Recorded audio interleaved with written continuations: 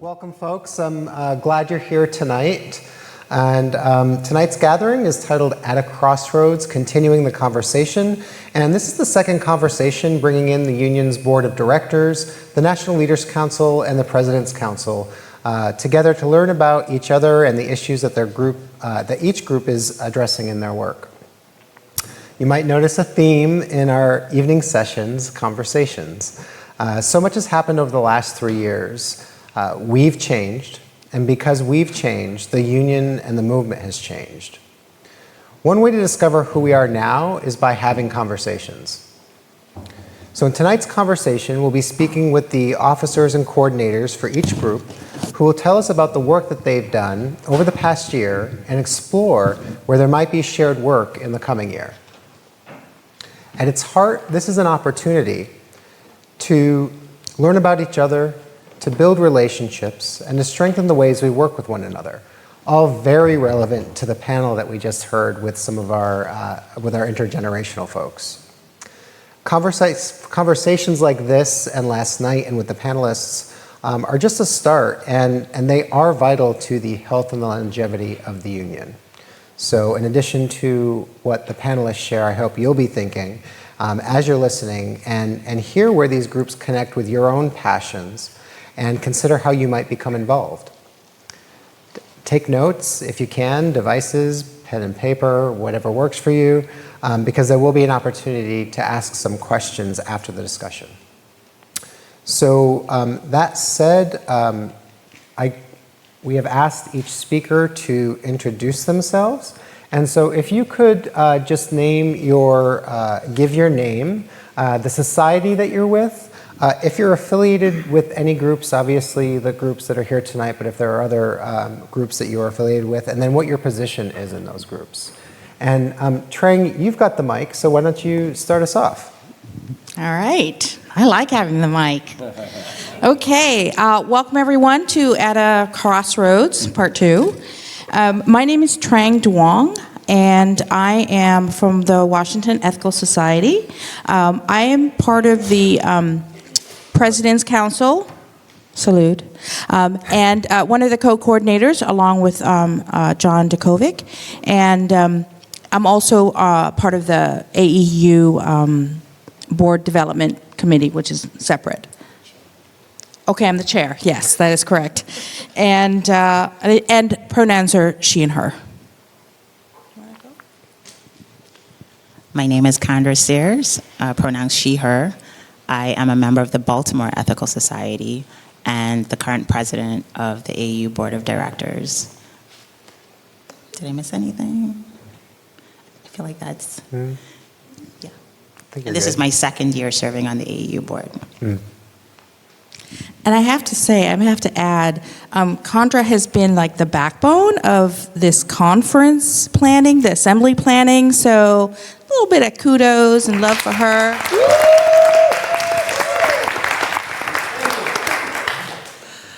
Oh, good afternoon. My name's Liz Singer.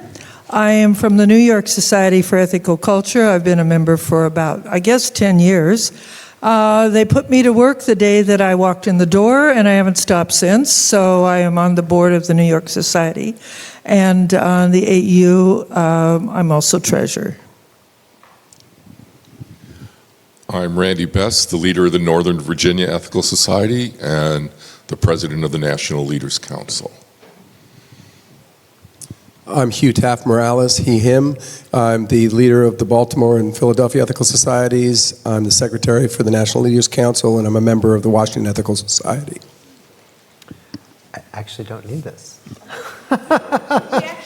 And we have John Dukovic, who I'm hoping is with us on Zoom. I am with you on Zoom. Can you hear me? Yes. Yes. Hi, everyone. I'm John Dukovic. I am from the Silicon Valley Society, currently the president, and I am co-chair, along with Frank, of the President's Council. Great. Thanks, John. It's good to see you. Behind me. Trang, do you want to walk us through some of the takeaways from the first conversation earlier this year? Actually, let me grab this one. Yeah. Hello? Tim, can that mic be made? Hello? Oh, there you go. Okay. See, I listened to instructions, Tim, because he said to use this one. Okay, so I wanted to take a few moments.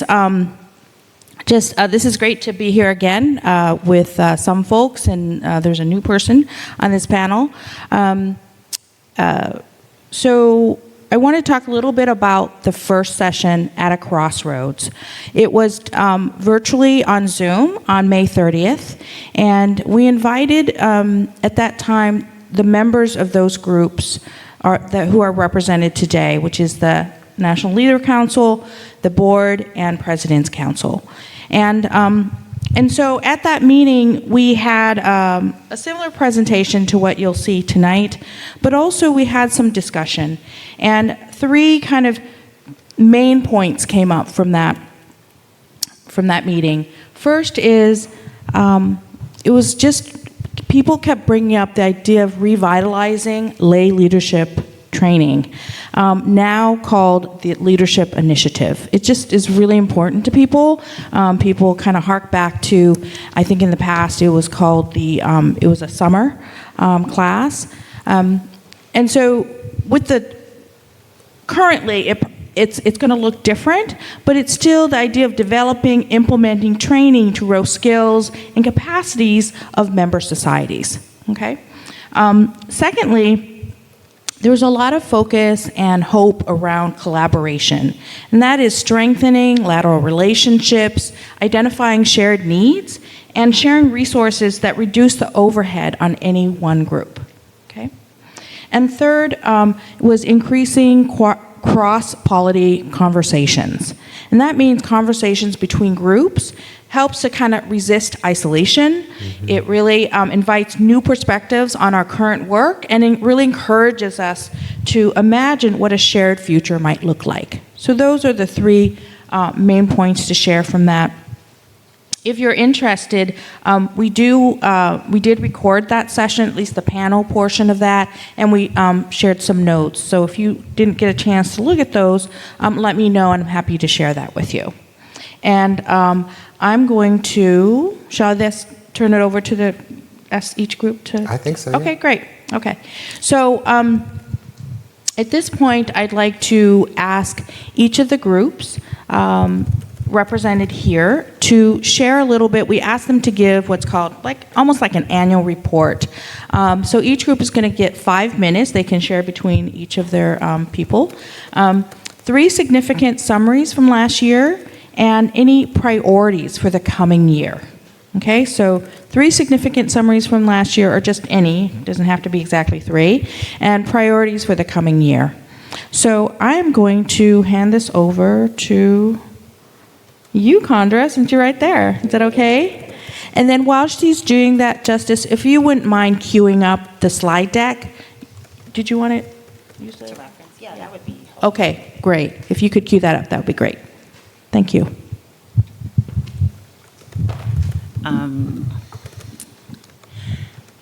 Yes, I think a lot of it is information people would have heard before, but it's always helpful to hear it again. One of the biggest changes for this past year has been increasing the size of the board and moving from an elected board to a representative board. And the shift in that is a challenge and has been challenging in multiple ways, right? Because it means that board members have to show up differently. So when I was elected, I was, an at-large member, and now I am representative for my society. And so your thinking has to change with that. And we are, I would say, still adjusting to that shift and figuring out how to work with that. And one of the decisions the officers made was to group the board members into regional teams so that people could work together in smaller groups, get to know each other better, float their ideas for how the AEU should be doing the things we should be working on, and bring those to the larger board. And I'll say I honestly expected there to be more coming out of that, and there wasn't. And so one of the things I would like to focus on this year, if the board wants to move forward with that team structure is how do we encourage people to vision, right, in those spaces, and to feel comfortable in bringing their ideas first to the smaller group, working on it there, and bringing it to the larger group. I think that's important because our societies are so different, right? And the AEU, there isn't going to be a one-size-fits-all solution. So this is a way of crowdsourcing ideas, refining them, working on them, thinking them through together before they really come up for a final decision. This year, we have had a couple of policies that the board has approved that will improve our ability to make decisions and clarify who can make decisions. Justice, could you go maybe one or two slides ahead? Okay. Another one. See, you should have gone first, trying. Another one. One more. And yeah, you can go past this. Another one, sorry. Super slow. Right. All right, so that's the organization right now. And what we have been doing one thing I think was helpful was having all region team meetings where we discussed something, no decision making, right? You just show up, ask questions, get some feedback. What information do you need to make a decision on something? What isn't included that would maybe be beneficial, right? And then if things made it to a board meeting for a vote, then a lot of the discussion has been had, and meaningful discussion, and then you bring it to a vote. Next slide, please. And so, if you remember last year, an income-only budget was passed at Assembly. The Northeast region proposed a complete budget, and that was approved in January, I think, yeah. And then I think in April or May, we approved some policies, delegation of authority, and I'm drawing a blank on the other one. So that's a sort of a bids and proposals policies, right? So how do we decide who we're working with? And then other things that have been brought up are programming and staffing. And so discussions around what type of staffing support do we need at the AEU? What type of support do the societies need from the AEU? And then trying to operationalize that. So I'm hoping that we will see a lot more activity in those two areas, because that's really what our societies need right now and the discussions that we want to be having. But also focusing on there was some great points made in the earlier panel. With this larger board, you also have people with, there's a wide range of ability and capacity, right? And so how do we get the representatives to be the best representatives and make sure that they are relaying information from the AEU to their societies and bringing information from their societies to the AEU. Your board representative really should be your first point of contact for information and all things AEU. And we want to be sure that everybody is showing up with the skills they need so that they can, communicate and represent effectively. And so training and orientation is a huge part of that. And then I will turn it over to Liz. So, first of all, I want to say that the board as a group, something that Jay said, I believe, I'm not sure when he said it, but he said we should lean into change. I don't know if Jay's here, but leaning into change and learning to work together and learning to communicate together as a group. So, of being of the more senior element of the board, I'm going to say that we learned, even in the last few hours, to really work well together. You have heard from 3 officers talking about the fact that this board is working with regions. And we all had that conversation, and each one of us have brought that up, that the regions give us an ability as an organization for every society to have a voice at every board meeting.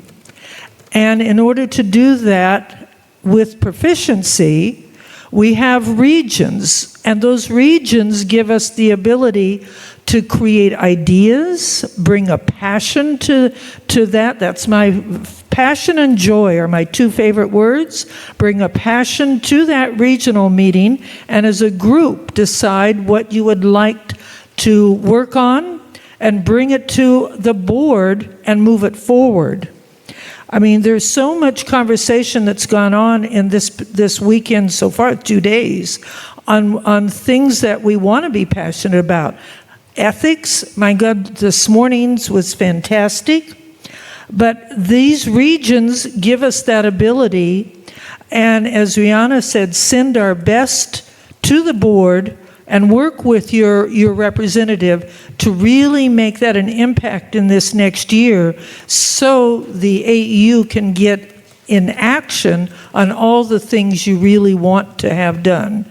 So that's a priority, and that's on each one of us. I said at the last Crossroads, AEU is us. Now let's us get into action.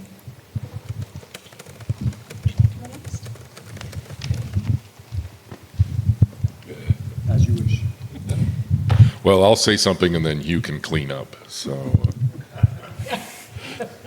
okay, the National Leaders Council is an interesting body within our movement. We don't have a lot of active leaders who are leading congregations, and we have congregations who think there's no reason for us to exist. So it's interesting space to navigate. But we are the body of all of the certified leaders, and we get together for our own career enhancement, for collegialship with our fellow leaders. We bring problems that we're having to that community for advice. We are working on trying to rebuild some of the trust that happened and was lost because of some of the things that went on, as well as COVID, just sort of putting a distance between us. And when we have that distance between us, it's harder to maintain an environment of trust. So we're working through that. One of the things that we're also on board about is helping with I should have mentioned I'm also the chair of the Leadership Training Committee. And we are looking at providing training for our general membership. And we're looking to do that. Many of the leaders will do that. We're changing some of the models about that, but that's sort of another conversation. But that's what the NLC is.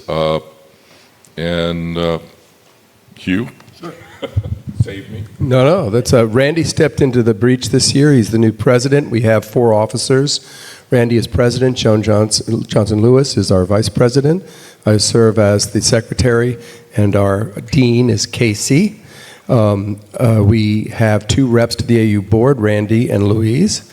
So they report back to the AEU. We've had 10 90-minute Zoom meetings over the course of this year, over the last 12 months. We used to meet in person for a couple of days, a couple of times a year. We haven't gotten back into that rhythm since COVID, and that's actually been a real challenge because it is difficult to reconnect on that deep level. I think what Randy shared about how the leaders serve as each other's pastoral support network, because we don't have our own pastors to go to. We are those. It actually shocked me when I became a leader that I said, "Oh no, now that's me." So who does me? Who takes me in and supports me? So the leaders do, and it's been a great healing group for me. I want to just mention 3 things that I think the National Leaders Council does, which happens to be in Greg's 6-month report. How many of you have read that 6-month report? Yeah. Okay. Good. Yeah. And please, if you haven't, take a look at it. But he mentions 3 priorities. 1, creating healthy systems. 2, fostering transparency. And 3, investing in relationships. I think we do that on the National Leaders Council. The healthy systems is part of what is needed to heal the breaches of trust and the difficulties, the trauma that have occurred over COVID and, my goodness, in our political environment. Investing in relationships is a part of that as well. One of the things that Greg introduced was a touchstones agreement. So at the beginning of every meeting, we go over a series of values that is meant to sort of be, these are our operating principles when we are together, and they are meant to build up trust and build up transparency with ourselves.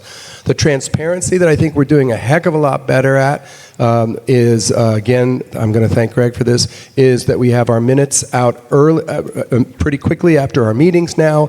We have a call for agenda items. I think there's a lot more of a sense that what we are doing is open to everybody that wants to be involved in the NLC. One of the tricky parts of being in the NLC is that once you are a certified leader, you are a member of the NLC virtually for life. And we have a number of leaders who are not attending regularly, so that it's actually a small percentage of active leaders who participate in the NLC. And that's a challenge as well that I think we have to take on. One other project I'll mention before stopping is that that I was invested in, and that is creating a document that talks about what is it that leaders can offer the movement. Mm-hmm. And I can go into that a little bit later, but it's a series of various skill sets and ways that we can help build communities.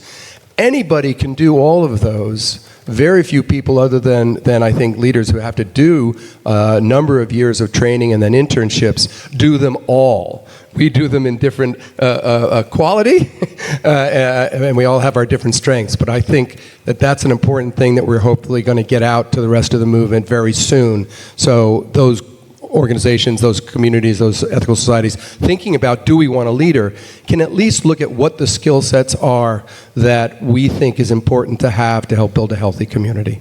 So I'll stop with that. Thank you.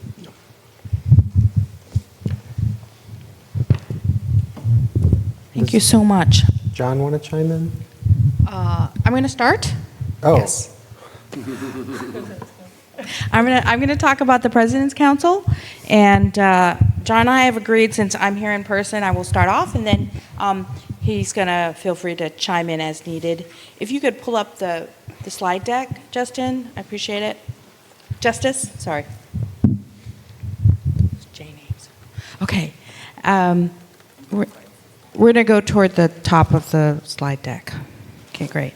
So the President's Council, for those who don't know, is it's basically a group of the society president and up to 2 others from each society. So you know, and it's up to the actual society who they choose to have on the council. It could be like, you know, one society has 3 presidents: the past, the current, and the you know, in waiting, I guess. Sorry, I can't remember the term. And then, or others may include their vice president or so on. And in addition, we do invite the AEU president and the VP and the staff, the director of administration who is Greg. The co-chairs, as we mentioned before, are myself and John Dukovic. And the council, it was funny, I was talking to someone earlier today who said, hey, I helped to start that. And it was started to support each other, compare our experiences, and we come from many different societies, from really, really small ones to larger ones. We have different, you know, geographic profiles, but it's great to share our common experiences, share best practices, what's worked for us, what maybe hasn't, and it's just to connect the societies. We do meet monthly on Zoom, the first Sunday of each month, and the co-chairs were setting the agenda and so on. And just for your information, our relationship to AEU and decision-making and governance, it's not managed by the AEU, the President's Council. We're actually not even in the bylaws. But so we're not responsible for governance. We're not currently making any decisions or recommendations.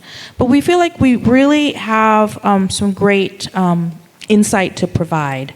So if we go to the next slide, and that is, yes. So in terms of accomplishments, I just wanted to share kind of our agenda or our meeting topics for the past few months, almost year. And really, a lot of it, we do what are called, John likes to call round robins, which are a great way to go around on a specific topic and share what our best practices, what has worked for us. You know, in general, we talked about what's going well, what's challenging at the last meeting, but we also talked about, you know, what it means to, you know, build, to empower others by our own leadership. We talked about worker bee hacks, right, for how do we fill volunteer roles in our societies, and so on. So that's just an example of some of the topics that we're bringing up and discussing amongst ourselves. And so I think it's been very helpful for us. We get very positive feedback from other presidents and members, board members who attend. The next question in terms of our annual report is kind of, and if you could go to the next slide, Justice, is we'll continue our monthly President's Council meetings because they know it's 8 p.m. Eastern Time on the first Thursdays, and we, okay, I just forgot what I was going to say about that. But in terms of kind of what we hope to do in the next year is really, we want, you know, we talked about the idea of becoming more active in shaping the AEU, kind of looking at visioning, and some of these are considerations, right? I think that there is an argument from some folks on the PC is that we like what we're doing. We want to continue that, and maybe it's just our own space that we have. And some others are more like, well, how about we become kind of an action-oriented committee? How about we collaborate more, you know, with the NLC, with the board? And so we're thinking about, you know, how we kind of expand and look at the role of the President's Council. And another thing that, because when we talk at the President's Council, this is like boots on the ground, right? These are folks who are in their societies. So really, the idea is sharing our meeting notes and ideas as insights into trends for the AEU. So I think that would be a really great way to share what we learn from each other and with each other outside of our group. So that's the President's Council. And John, I know you're there. Did you want to share anything that I might have missed? I think you covered it very well, Frank. Yeah, nothing to add. Thanks, John. Oh, one more thing we did talk about sharing is that currently we're both the co-chairs. John will be stepping down in a few months, so we are looking for another co-chair of the President's Council. And it's good. It's good to, you know, change leadership and change our roles. So I think that's one other thing. Shall I move on? Yes, and I Okay. apologize for earlier. I when you had given the review of the last conversation, that in my mind was your piece. It's like, okay, Trang, you're talking too much. It's been a long day. Yes, been a it long day has. indeed. Yes. I was on my laptop helping with someone trying to access this today. I was like, oh, let me see if I can help you while I'm on a panel. Okay, so the next section is a facilitated discussion. We really wanted to ask folks questions on this panel that some of these kind of issues were kind of bubbled up to the top at the first at a Crossroads, and also just from, as Greg and I kind of crafted these questions, our observations of kind of what's been happening over the past few years. So the first question is about, you know, something actually Hugh raised, transparency, okay? So transparency is one priority that has come up in several meetings and just now from you, including, and so how are you and your group facilitating transparency for your members, both in seeking out information and transmitting information? So how are you and your group facilitating transparency for your members, both in seeking out information and transmitting information? Look like you're ready to go. There you go. Yeah, so we have I guess, sort of been tweaking how we, our minutes go out pretty much after the meeting. Anya was awesome about that, or the draft minutes, I should say. So open for feedback, commentary, and whatnot. And also the call for agenda items. I think where we could be better is signaling to people that you can. We also developed this tracking list, this beautiful spreadsheet that Greg developed, where agenda items would go. You could link to the document, people could read through, comment if they wanted, and then if it got adopted, move someplace else. If it's in a parking lot, put that someplace else, right? And that's available to all board members to view. I think what we need to do a better job of is encouraging board members to comment, right? That's like one place where discussion can happen. We also have a board listserv where they can discuss things. The last few months, we haven't had our all-region team meetings, and those, I think, were very helpful in giving people space to ask questions about policies or ideas or whatever had been introduced. And so doing that, and I think also being explicit with people that you can share these things. Some of it we might have to teach people how to share, like, because we are working on cleaning up the Google Workspace, making that more accessible for people, and better at housing documents. So there's a lot of cleanup that needs to happen, still happen there, but as we are working with the system, sort of doing that organization as we move along. But yeah, I think like being more explicit with people, like this is where you have agency to comment, propose things, participate in discussion. You know, things don't all have to happen in a board meeting. So because nobody wants to be in, you know, a 6-hour board meeting, and there are other spaces to get those discussions started. Maybe have your questions answered before a meeting, and certainly also like if you don't agree with something, like say that, right? And that's been iterative so that we can adjust. So what we have the capacity to do, what Greg as staff has the capacity to do, is really important. It doesn't make sense to put structures in place that are not sustainable to a mostly volunteer workforce. So the word transparency is an interesting one.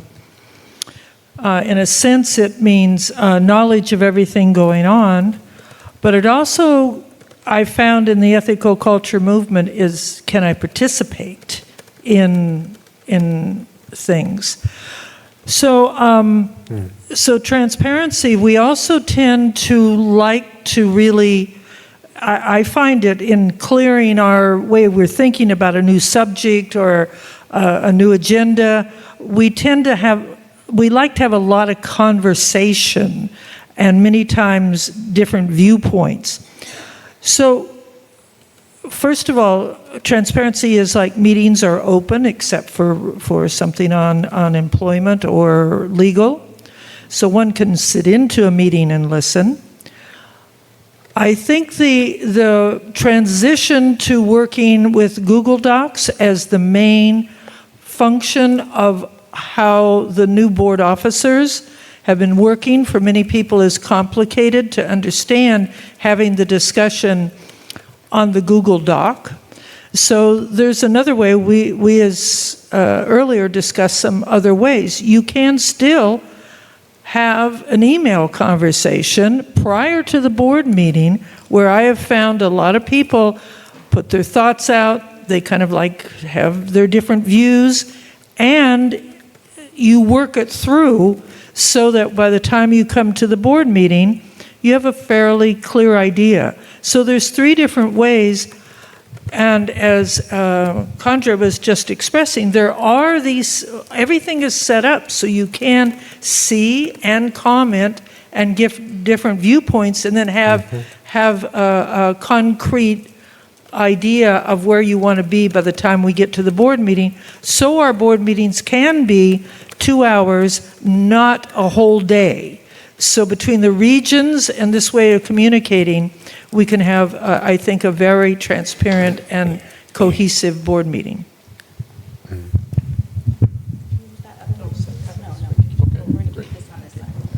Okay, yeah, transparency is an initiative that's happening at various organizations and levels of the AEU, and I think that's terrific. And the way the NLC is doing it is that we have been more transparent in our process for formulating the agenda for our meetings. We've been quick to disseminate the minutes from those meetings.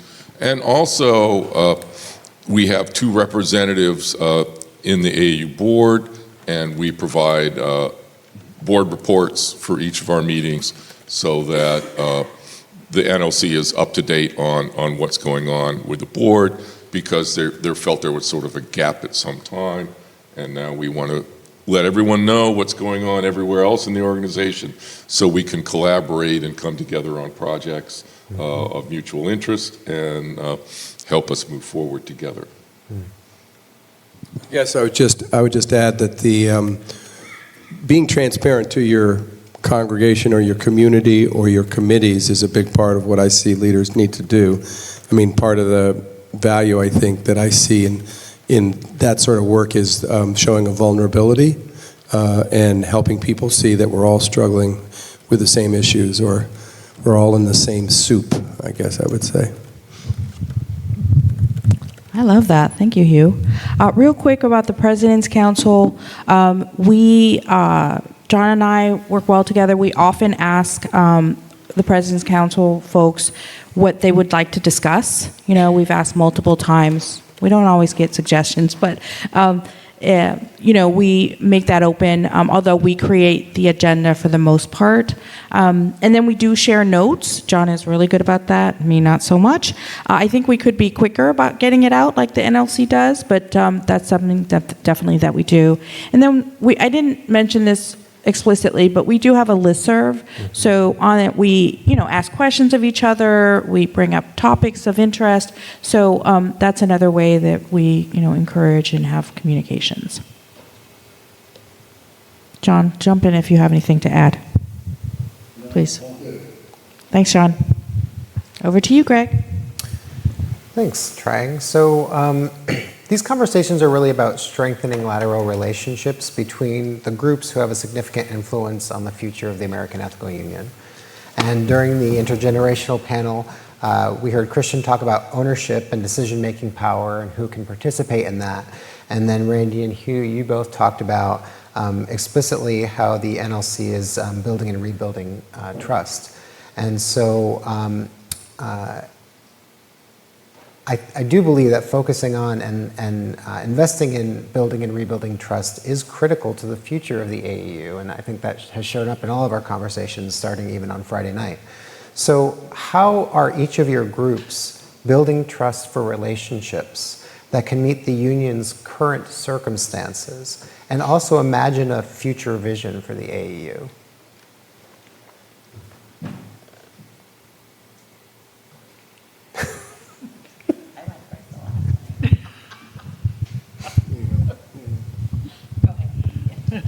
Yeah, both as an NLC member and a board member, we have conflict with one of our societies right now, and we're trying to extend an offer of different ways that might be a facilitated conversation. Not that we're going to emerge with a common truth necessarily, but that we certainly can have a better understanding of the issues that have affected the people who've been involved, and understand their perspective better. And I think that's an excellent first step. And so we're hoping that will be successfully received and that we can work on that. I think the panel that we saw of younger leaders in the movement is a big part of what I see the NLC is trying to bring in and encourage. When you get into a movement with as esteemed a history as we have, there's a great weight of tradition, and I think we need to both honor that while balancing new energies, new ideas. The world is changing so fast, And we don't even see what is underneath those changes all the time. And so allowing ourselves to broaden, do brainstorming, engage in play.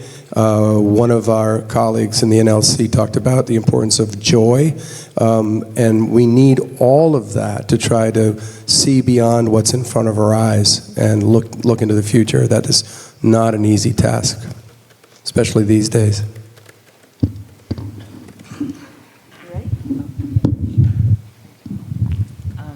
Conversations. I would add, like, I have learned so much from people within the movement, talked to so many people. I think that is helpful, not only in understanding what people expect from the AEU, but also what they expect from me, and learning their histories, right? Like why people are here, why people have left. And so, you know, I have office hours for the AEU, right? That very few people have utilized. It definitely feels like being an academic, right? Like you say, my door is open and these hours and nobody comes in. But that is so, one, to set a boundary, right, between my professional life and this volunteer work, but also so that people know, like, if you need to talk or you want to talk, like, here's some time you can set aside, book some time to talk with me. And yeah, I think, I guess we could encourage more of that, at least certainly for the officers, so people get a better sense. Because I also realize, like, some people don't feel comfortable talking in a room or a Zoom room with more than like 2 people in it, and maybe you do have questions you would prefer to ask one-on-one. And so that's like something I try to do, but we could make that a broader practice if people have the capacity, of course. So trust is a difficult thing, and the pandemic and and many of our problems in getting together have not helped that at all. So seeing each other and working with each other in person is a big step in building that trust. So first, as treasurer, I'll tell Hugh there's money in the budget for NLC to have their meetings this year. And we've put money in the budget for the board to get together in person this year.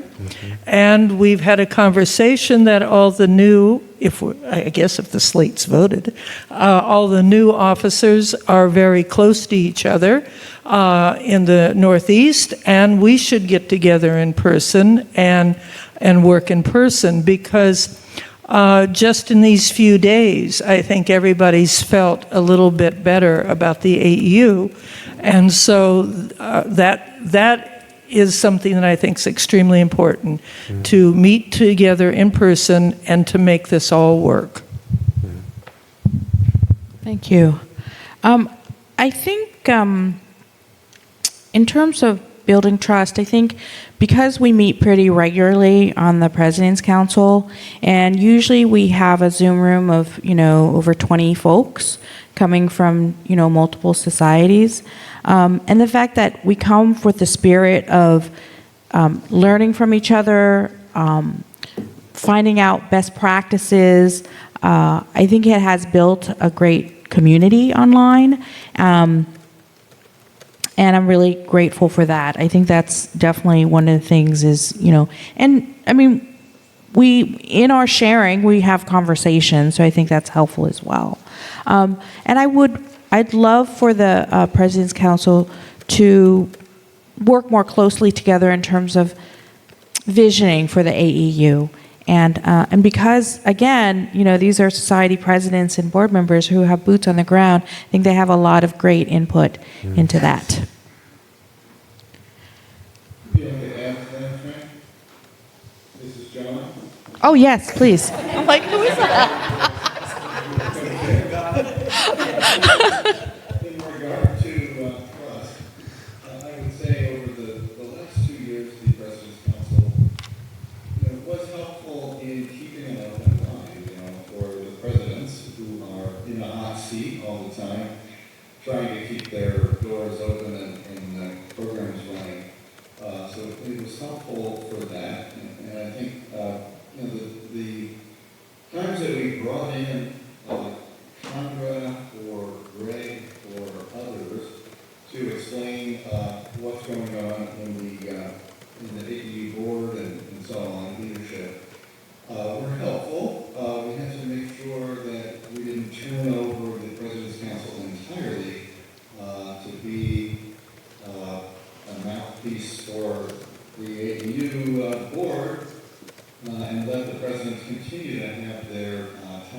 express their thoughts and share and ask questions. So I think that was managed well. But yeah, going forward, there could be more connection and more latch out. But just going through that difficult period, having our executive director and the move to close a lot of things down, and remake them. I think the fact that the President's Council kept running, it was not closed down, remained as an open exchange medium. I think it was trust building, trust preserving anyway, and helpful. I'll stop there. Thanks, John. And I will add, that's a great point that John brings up, is that, we met because we could on Zoom, right, through the height of the pandemic. And as a part of AEU and President's Council, we created little subcommittees, one of which Tom, who's in the audience, helped to start, and that was when we were talking about our buildings, right? For those societies who have buildings, it's like, what do you do about opening up? What about, managing pandemic risk? How do you deal with renters and the pandemic? So that was a great way for us to really work together for that, subgroup. So let me go on to the next question. Okay. So the question here is that the AEU's volunteer pool has been critically strained over the last year. And Joe brought up that question about a survey, right? So I guess the question is, how is your group working to inspire, energize, recruit volunteers to build the union's capacity to provide services to member societies and increase general participation? Either at the society or national level. And that is, I will say, as you all are thinking, that at the President's Council, we have talked about that in several different ways in our round robins and in our meetings, I mentioned the workers hacks, how do you recruit volunteers? How do you empower them, right, to take more leadership roles as you encourage them to get more involved, particularly newer members, younger members, and so on. So definitely that's something that does come on top for us, and we have discussed multiple times over the months. So one of the things that we've talked about is one of the things I said to when we paused the committees was reimagine, rethink, but tell us also what you want to have done and how you want to work. Because I think volunteer capacity was stretched even before last year. And a part of that is not having clear direction and communication between the boards and the committees. So misalignment between what the committees are doing and what the boards think they're doing or think they should be doing. So trying to bring those into alignment.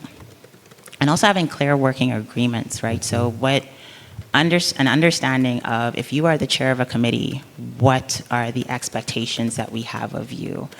That was not clear to some people. And we are still in a system where we don't have a lot of staff support, right? So when we ask somebody to take this on, we want to say to them, well, it requires this many hours of meetings and this many reports and, X, Y, Z. And being clear so people don't say yes to something and not know what they're getting themselves into. That's a sure way to burn people out and leave them disaffected. And so creating like a volunteer policy and putting out calls, certainly beyond the board to the broader membership, is something that's in the works. But at every step, how do we set clear expectations around how we expect to work together? So then when things go left, we can come back to this place and say, this is what I expected, and have a conversation about why it didn't happen. And then if this expectation was unreasonable, let's have a reset. Let's have a discussion and set new expectations together. Or maybe we should not be working together on this thing, right? And so that's one way we want to get volunteers working, and that goes for board members too, right? Like setting agreements, because the board reps are also volunteers, and being mindful that they're probably also volunteering for their societies, and we as the AEU don't want to be in competition with their efforts at their societies. It should be in collaboration and in concert with work they're doing elsewhere.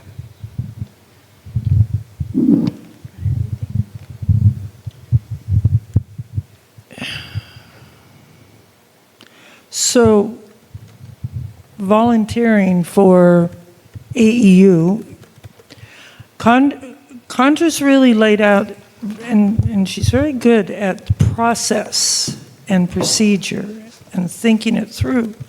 But there's a lot of energy within the movement to do things. Why aren't we talking more about ethics? Why aren't we sending out those wonderful, we heard today, different messages on ethical issues? Why aren't we having some actions? But that requires, and so some of the conversations are, where's the action committee? So Khandra has said we need people to step up and volunteer, but with some guidance and outlines and what the expectation is, so that we all feel that it is happening with a result. So I believe there's a lot of people that do want to step up. There's a feeling of maybe not being accepted or not being heard, or lack of trust. And I think that this is part of what we have to do this year, because on one hand we're saying, where's the volunteers? And on the other hand, I'm hearing people say, I want to do this. I'm even going to go around the AEU and maybe do it on my own. So we owe it to this year to step up and to make it happen. So that's what I have to say. Thank you. I think for me, a lot of the burnout is that I get in my ruts, and I'm doing the same thing over and over again. I think I just want to give everybody in this room an incredible amount of credit for making it to 5 minutes to 6 o'clock after 8 hours of talk and being listened to. So one of the things I think we need to do more of, which I don't do a lot, but Ann does it with poetry, Jay does it with music, Louise does it with games online, is do something different that's a little fun. So just for 30 seconds, would you all just go, okay, ready?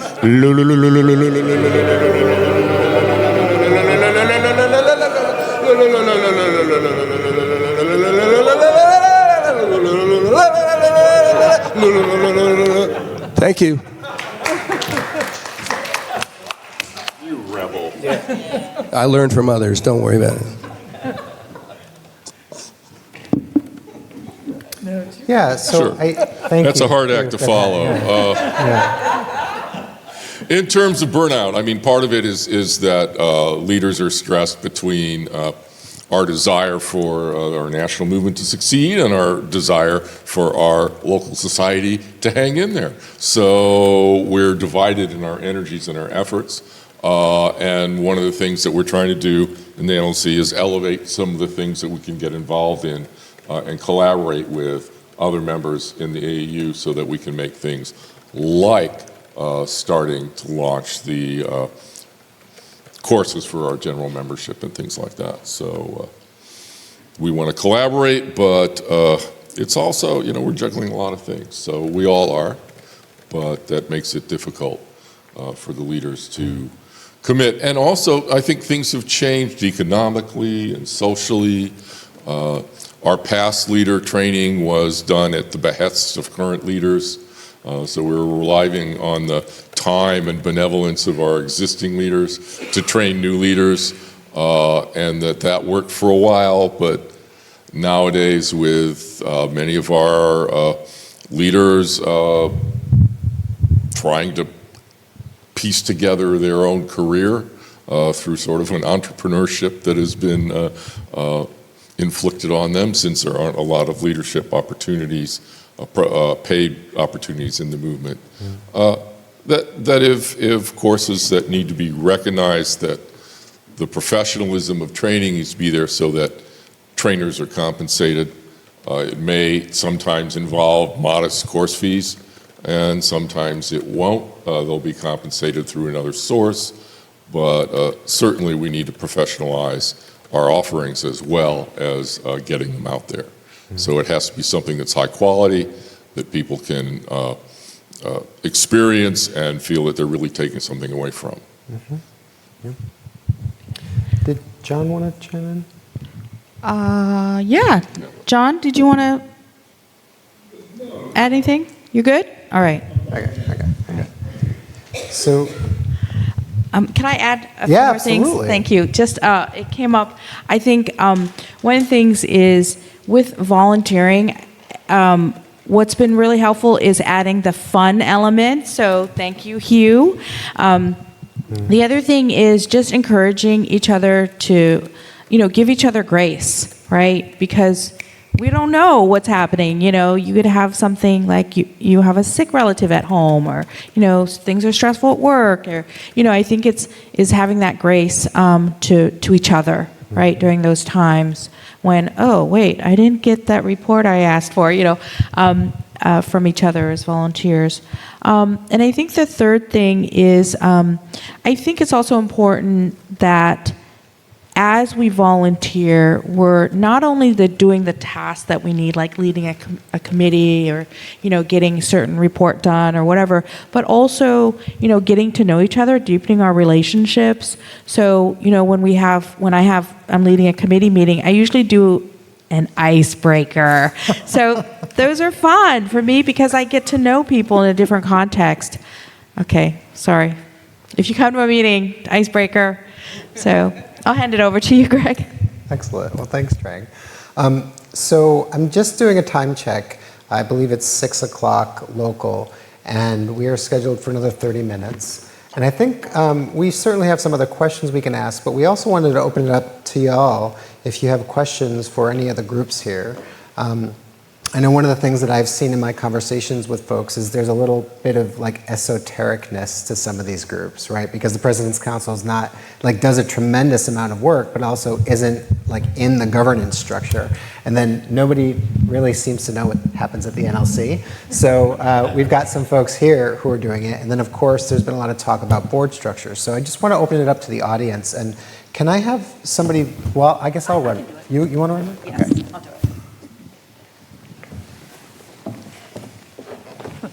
I saw Dorothy's hand and then yours. Stan, there you go. So I want to build on the governance thing. As a board member who's gone through this transition, there are some things that are still not clear with me, and I'm wondering, I don't want to ramble, but I have a few pieces to this question. Are we still a governing board? My understanding was the board is actually top dog in the AEU because it's the governance, but I'm not sure, that doesn't seem as clear. So I wanted to see if that's still true. And then how much of a priority is it to get the bylaws in order? Because, for example, the President's Council, which I think is probably one of the most successful things we've done, and that has continued without, quite smoothly. So we need to get that in the bylaws and figure out. I see it as an advisory group, but we need to get it in the bylaws to clarify that. Also, the confusion over whether the NLC is subordinate or equal or whatever. I'd really like to see those things addressed. So I'll stop there.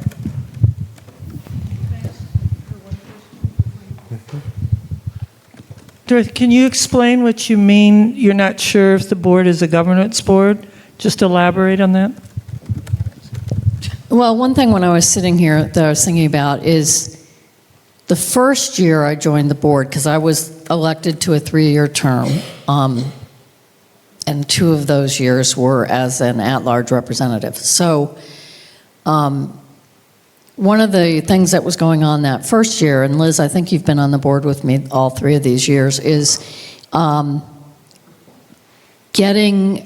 weren't getting reports from our executive director at the time, Bart Warden, on a regular basis, and there was concern about that, and so we asked Bart to submit those reports, and they still weren't very consistent.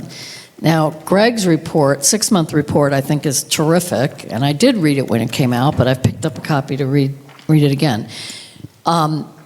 Who did that go to? Did that go to the board? Did that go to Khandra? I mean, I know everybody has it. It's transparent. It's accessible.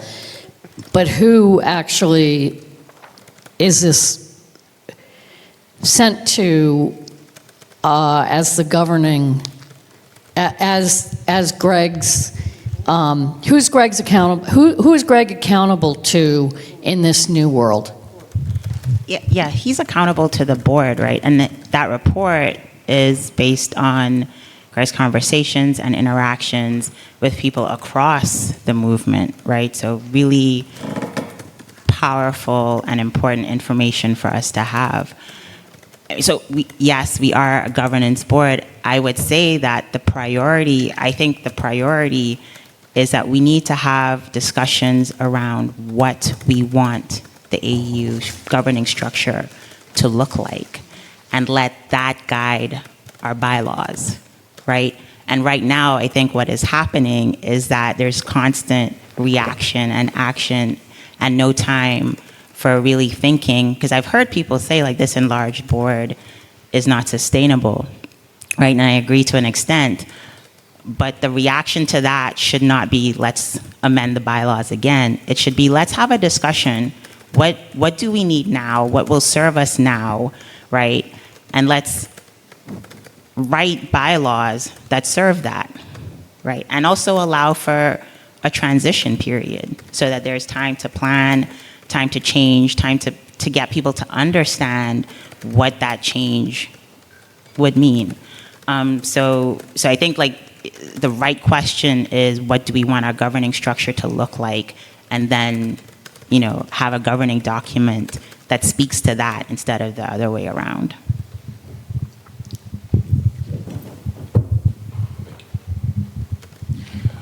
Part of Dorothy's question related to the NLC and their relationship.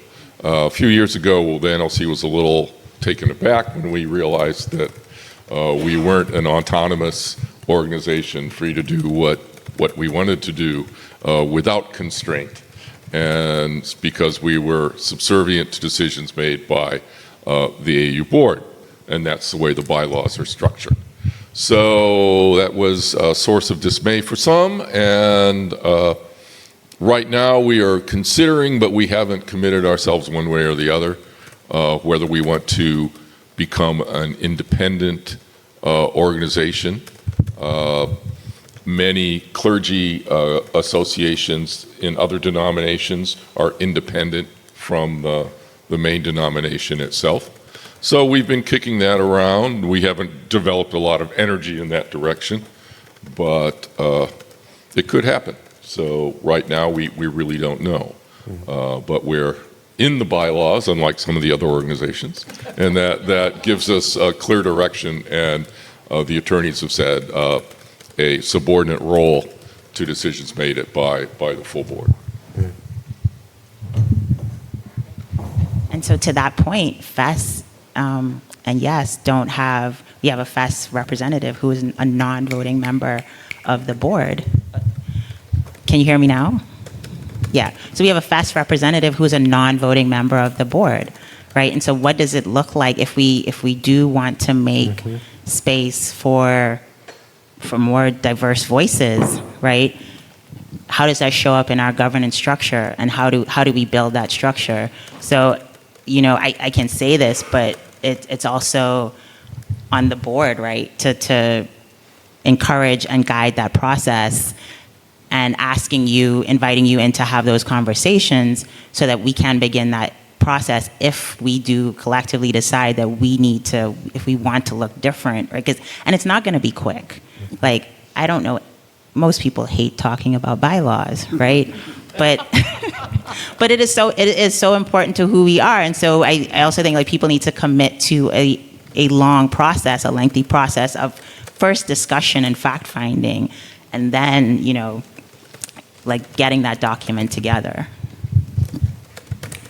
Can I just add to that briefly, just Dorothy, to your question, that no one group can accomplish the work, and I think that's really important. So it's going to require all of us. And that 6-month report was written to the broadest audience possible because I spoke with the broadest audience possible, and it was delivered to the officers and the board, and then the board, and then it was subsequently delivered to the National Leaders Council and the President's Council. It was really the 3 main hubs for distribution to the movement. And my notes just closed on me. One of the things that I wanted to say, though, is that ultimately, to your question, the board is the body to make the decision, but I hope, and I really think it's needed, that the board will incorporate the participation, feedback, and reflection from everyone in the movement. So the board not making that decision unilaterally, like in a bubble, but also incorporating, not only these other groups, but folks who may not have access to these groups, like the prior panel was discussing. Hi, this is Stan. What Randy was just saying about possibly separating an LC from the AEU, my question is the opposite. Would there be any advantage to bringing the President's Council into the AEU? And I'm right here. I think I don't believe I can answer at this point. I think that's something the President's Council needs to discuss, and we haven't really discussed this at this point. I think that, like I said, the President's Council has a lot of great, has really good insight for the AEU in general, and hopefully, because you're talking about, these are the presidents, right? These are probably the most active people within their societies. And so getting them as a part of the structure of the AEU, there would be definitely some benefits to that. But also, I think there's, some thought that it's good to have that separation too, because we are our own unit, and we actually create a great space for us in that too. So I think it's something that we would need to discuss. So, John, do you want to add anything? I guess I would agree. And just to merge the two under a bylaw is rather abstract. I mean, what would be the purpose and what exactly would be the latch up between the two? That would have to be talked about as well. And then one other note is that presidents are pretty busy and maybe don't want another job of what they've got. So just throwing that in as well. Good point, John. All right, I saw Nora's hand. Go ahead. Yeah, I was thinking, people mention the word transparency a lot, and I was wondering what it actually is. And to me, it is being ethical in our process as we act ethically in the world. And let me see if I can say this. One thing is to know our intention. What is our intention? And another one is to be conscious, to have our consciousness raised as we perform our tasks. And I forgot the third. But anyway, I think that's it. Thanks. Does anyone want to answer? Yes. I mean, I think it all comes back to how we move through the world as people, as individuals, as leaders, as members. And if it's not all one ball of wax, we're missing something. So transparency is tricky, though, because it can also be used as a weapon. I mean, you can sort of use self-revelation in a way that controls the agenda, or there are inappropriate times that transparency, there's lots of areas in ethical culture where I think you have to be very careful about what is shared, because people are dealing with existential crises and there's confidences and so on and so forth. So, but I do think it does have to be tied to ethical behavior, which is not always clear. There's a lot of gray area. So. Matthew Howe from St. Louis, he, him, and y'all. So I love the notion of transparency, and I think that you all are doing a nice job of being transparent about positive things. You are doing a terrible job about being transparent about the non-positive things. I hear rumors about the conflict within one of the societies. That's a rumor. I don't know anything about that.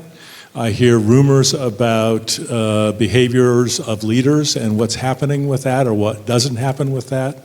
We send our volunteers, our good volunteers, to the AEU, and they leave the movement after being there. So we don't hear about those kinds of things, and that's the transparency that I would really like to see. The stuff that we're doing, that you're doing and showing now is wonderful, but it's those things that are really the undercurrent of the distrust for the AEU on my part.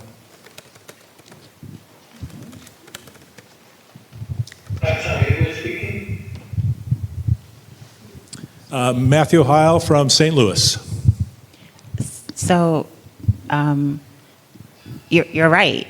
And a part of the struggle is, how do you talk about these things publicly without reigniting some of those feelings, without embarrassing people, without causing more harm?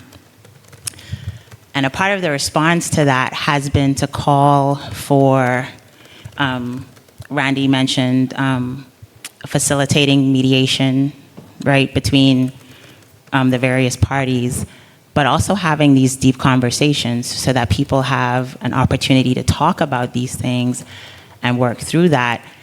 And I think those things need to happen for us to work better together. But there's also resistance to that, right? To having those conversations and actually working through that. And I would say, like, I know, like, people want to know, but a part of me is also like, the details don't, the specifics are things that probably shouldn't be shared. And we have to find a way to talk through, to have the people involved talk through these things, talk through those issues, and create that healthier system. Like, it sounds so like circular, but this has not been a healthy environment for some time, and efforts to make it healthy have been, resisted. And, I don't even know what to say. Like, we're stuck. We're stuck.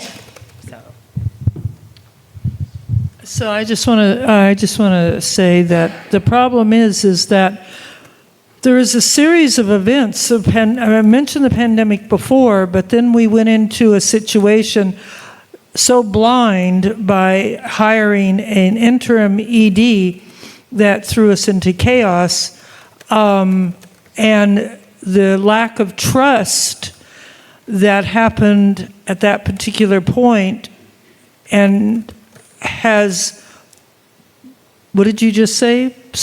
Put us in a stuck place. And we need to figure out how, and the only word I can come up with is we have to learn to trust each other again. You're asking some very specific questions that then we have to say, is there something legal around that? Is there something, does it require, human personnel, is there areas that are really private? So some of these things can't be fully talked about in public. So that puts another issue to deal with. So it's a very difficult time, and I don't think we have really come up with a solution of how we're going to, if it ever did happen again, to put policies or procedures or methodology in how to deal with. We've run into maybe 5 individual situations of horrendous harm, hurt, and disasters in the last 4 years. Your turn. Yeah, it becomes hard to be fully transparent with conflict because there are obviously more than 2 sides to that. And do we have everyone share their narrative and then everyone can vote which one they like best? That it can be divisive just sharing the different narratives so that people can decide, well, who do they think is more correct? When I think that's really not the point that we want to get when we resolve conflict, that we don't want to come to a consensus on what's true or who was right or who was wrong. We want to hear people's feelings and how they feel harmed, and we want to share that with the other parties and hope to reach better understanding, if not reconciliation.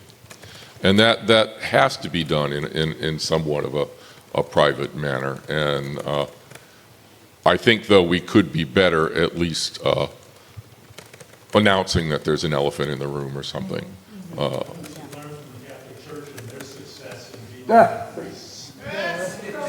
I resist that comparison. Yeah. That comparison in terms of anything. So, Matthew, thank you. Hugh wanted to speak, yeah? Just real quick? Yeah, the people that have left the movement, I think we should institute in all of our societies, as part of joining a society, that you should agree as part of it that if and when you leave, that you are available for an exit interview, and that it's done for everybody, not just for the people who leave angrily, but for people who lose interest. So we have a better idea of where we are not serving others, and that would be a useful tool, I think. Great. Greg, just to check in, I see a few hands in the time. Yeah, so it What would looks you like to like do? we've got about 7 minutes left. And I just want to say before we go to the next question that one of the reasons we're calling this continuing the conversation is because we hope that more of these conversations will happen, right? And this, Matthew, is directly to your point about transparency and what it means to have these issues raised. I'll say briefly to that context, the AEU has gone through, I'm noticing a pattern here where we have people that leave, we don't have access to them, and it's not our place to tell their stories sometimes. So that affects transparency. We had Elle, who died suddenly and lost a tremendous amount of institutional knowledge, memory, workings. Then we had Bart retire, and then we had an interim executive director whose focus was really on transition, not necessarily preserving or having that transparency conveyed. As Khandra said, you're right, we're not doing it well. And I think we have to acknowledge the circumstances in which that happens and find a way to move toward transparency in a way that is ethical, as was mentioned earlier. So we've got just about 5-ish minutes left. So maybe time for, we were planning some closing remarks, but I think it's actually, there's a lot of energy around questions. So let's use those 5 minutes. If you can keep your question brief, and also panelists, yes. And so maybe we can hit 1 or 2. And Trang, you're out in the audience, so I'm going to let you choose the next. We're not looking online. Oh, thank you. Oh, is there anyone online? Have folks stacked online?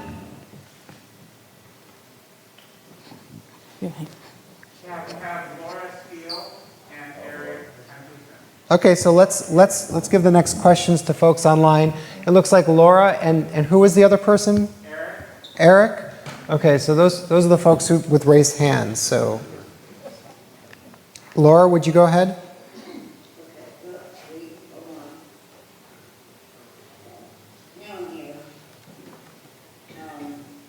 I have more like a comment rather than big questions. My first one is about the transparency issue. I get how hard it is to share information when there's huge conflict going on. And I'm thinking about that is you can share an outline. We are having an issue with one of the societies around this kind of behavior, and this is what we're trying to do about that. Because one of the things that I think is missing is that piece. What are you doing about it? And that in and of itself is like, so what's happening? And that leads to the distrust as well. Another comment I have is, Khandra, I think you're right about building the structure and board structure, AEU structure, before trying to change more bylaws or introduce more things for people to be doing. I want to go back to what I said yesterday, which is what I believe is, first we need a vision, a common shared vision of who the hell we are and what we want to do in the world. Then we build our structure based on that vision that we can all share and be a part of together. Okay, Laura, I'm going to have you stop there. Thank you so much. Does anyone on the panel want to address anything that Laura's brought up? They're more like comments than questions, right? Okay, Eric, why don't you go ahead? And please keep it brief. Sure, I will. Thanks. So I want to, first of all, I want to recognize the work that's been done to put this assembly together by everyone involved. I'll also say that, I've got 3 minutes, so I'm not sure how much I'm really going to be able to get through, but I will say that for me, it's the issues between the Bergen Society and the AEU have always been organizational. I've never wanted to personalize them. I never have personalized them. So again, talks about rebuilding trust. I think that it's really structural and organizational that needs to be rebuilt. People, they don't trust me. I can understand that. But again, I hope you can address that yourself in whatever form. I don't feel like you need to necessarily address that with me. And likewise, I don't feel like I need to address issues with you personally. Organizationally, I'm glad to see that the AEU is taking on some of the issues that have caused the Bergen Society to suspend its payment of its apportionment, including things like intervention in society's personnel, programmatic affairs. We've got now things around transparency and how decisions will be made. Unfortunately, a lot of the decisions have already been made. So even though I don't always agree with the direction that the decisions made, like really even to hire director of organizational culture, Greg, with all due respect, I think you're doing a good job overall. I want to see the good in what's being done by these various people. But in terms of, organizational rapprochement, I'll say at a board meeting recently, there was something that was developed and proposed that would have, I think, been something that I could take back to my board to say, there's some opportunity for rapprochement. Unfortunately, what happened was that quickly devolved into an attack, a very public, inappropriate, and personal attack by an officer of the AEU on the leader of the Bergen Society. And so now I have nothing I can go back to my board with, fortunately. So that was ill-advised. Now, that was not a resolution that was put forward by the Bergen Society. In fact, we were happy to discuss it, and I had forwarded it to my board. Now, instead of bringing any issues that people may have with me to me, or bringing any issues that people may have about our leader to the Bergen Society for the Bergen Society to resolve, they've personalized the issue, made it an issue of the AEU. So, unfortunately, I'm not sure that I'm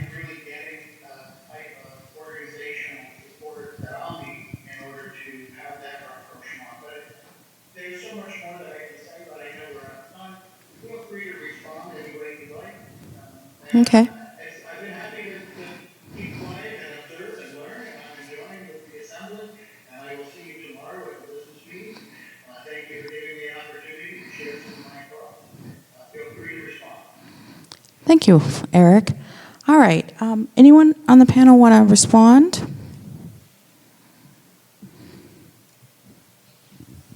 I mean, I will just say, as Randy alluded to, like, this is an active problem that we've been seeking a solution to and discussing mediation for about a year now. And I'll just leave it at that. And your representatives also have minutes from previous board meetings where motions have been made to address this issue.